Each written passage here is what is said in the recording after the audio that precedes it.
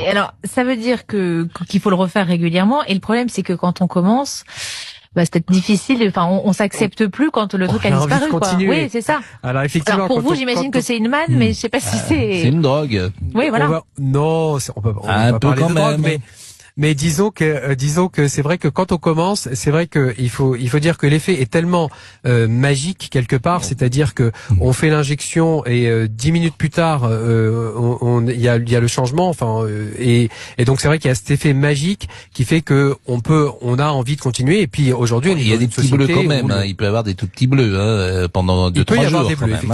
Il peut y avoir, ça arrive. Il peut y avoir des bleus. Des petits bleus, alors ça disparaît immédiatement, mais en 3 jours. Mais il peut y avoir des petits bleus. Il faut faire attention également. Il faut pas le faire le jour où vous allez au soleil quelques heures après l'injection. Alors on peut effectivement avoir des bleus, on peut avoir de l'œdème, on peut avoir un petit gonflement dans les jours qui suivent. Il y a un certain nombre effectivement d'effets secondaires, on va dire qu'on considérait comme minimes, comme effectivement les bleus ou l'œdème. Mais il peut y avoir aussi, si l'injection est faite par quelqu'un qui ne connaît pas l'anatomie et qu'elle est faite dans de mauvaises conditions, il peut y avoir des complications qui peuvent être beaucoup plus graves et qui peuvent mettre en jeu vraiment le visage de la personne. Vous nous dites soit chez un médecin, un chirurgien ou un dermato. Ça veut dire qu'il existe aussi des injections comme ça qu'on vous fait presque sous le manteau pour moins cher et il faut se méfier, ou c'est comme l'épilation définitive par exemple, ou...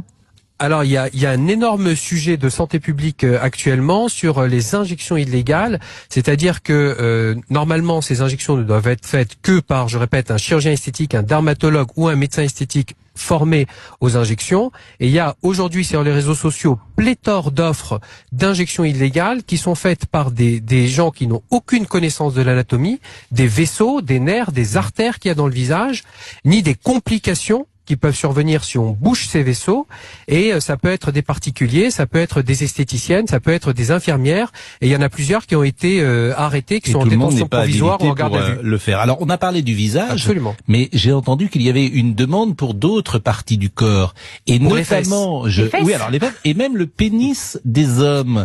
C'est-à-dire que c'est ce qu'on appelle le complexe du vestiaire, c'est-à-dire que ça ne changera pas la verge durant l'érection, mais ça la modifiera lorsque l'homme sera nu parce que la verge aura doublé ou triplé de volume. Est-ce exact et est-ce une demande et l'avez-vous pratiqué vous-même?